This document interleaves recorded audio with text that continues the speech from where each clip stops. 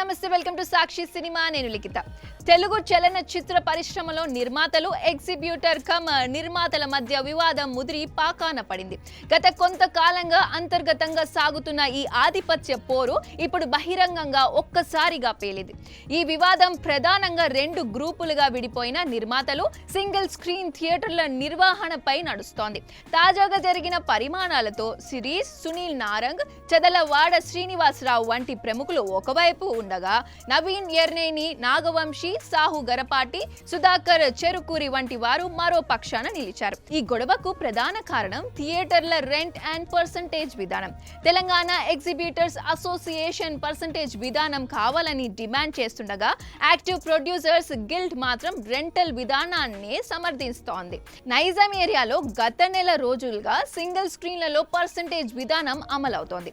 అయితే ఈ గొడవ కారణంగా ఇటీవల విడుదలైన జట్లీ సినిమా సింగిల్ స్క్రీన్లలో ప్రదర్శనకు నోచుకోలేదు. జూన్ 4న చరణ్ నటిస్తున్న పెద్ది సినిమా విడుదల కానుంది.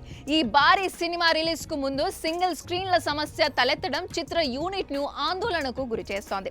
ఒకవేళ సింగిల్ స్క్రీన్లలో ఈ సినిమా ప్రదర్శించకపోతే ఓపెనింగ్ వసూళ్లపై తీవ్ర ప్రభావం పడే అవకాశం ఉంది. నాగవంశి చెప్పినట్లు ఈ వివాదాన్ని చిరంజీవి వరకు తీసుకువెళ్తే పెద్ది ఇష్యూ వరకు సాల్వ్ చేస్తారా, లేదా ఇండస్ట్రీ పెద్దగా ముందుకు వచ్చి రెండు గ్రూపులను కూర్చోబెట్టి అసలు సమస్య పరిష్కరిస్తారా అన్నదే చూడాలి. సాక్షి టీవీ ప్రసారాలను నిలిపివేయడం చట్టరీత్యా నేరం. సాక్షి టీవీ ప్రసారాల కోసం మీ స్థానిక కేబుల్ ఆపరేటర్ని వెంటనే సంప్రదించండి. డిటిహెచ్లో, ఇంటర్నెట్లో కూడా సాక్షి టీవీ ప్రసారాలను వీక్షించవచ్చు.